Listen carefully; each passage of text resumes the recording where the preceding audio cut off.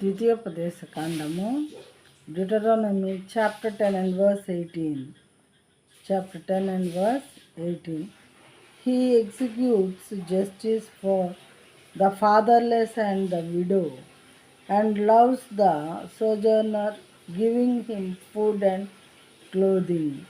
ఆయన తల్లిదండ్రులు లేని వారికిని విధవరాలికిని న్యాయము తీర్చి పరదేశీయుని దయ ఉంచి అన్నవస్త్రంలో అనుగ్రహించేవాడు. చూడండి ఎంత దేవుడు, ఎంత ప్రేమ కలిగినటువంటి వాడు. కొంతమంది సహోదరులు దేవుడు అంటే ఏమాత్రం భయం లేకుండా ఎట్లా పడితే అట్లా దేవుని మాట్లాడేవారుగా ఉంటారు. మన ఇంట్లో పని వాళ్ళని కానీ తిట్టినట్లు తిడుతూ ఉంటారు దేవుణ్ణి. అయితే దేవుడు వాటన్నిటినీ చూస్తూ ఉన్నారు.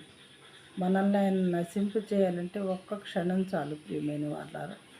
ఒక్క క్షణంలో ఆయన నశింపు చేయటకు శక్తిమంతుడు. కానీ పాపులమైన మనము దుమ్ము ధూళి లాంటి మానవులమైనటువంటి అల్పమైనటువంటి ఆయుష్ కలిగినటువంటి మానవులను చూసి జాలిపడి దేవుడు ఇంకా ప్రేమిస్తూ ఉన్నారు. దీర్ఘశాంతం మన పట్ల చూపిస్తూ ఆయన మరి అలాంటి వారిని కూడా సహిస్తూ ఉన్నారు. అంత మాత్రాన్ని దేవుడు ఏమి చేయలేడు, ఆయన చేతకానివాడు అనుకున్నట్లు మనం మాట్లాడితే ఖచ్చితంగా ఆ పాపానికి లేదా ఆ మాటలకి మనం పర్యవసానం అనుభవించవలసినటువంటి వారంగా ఉంటాము.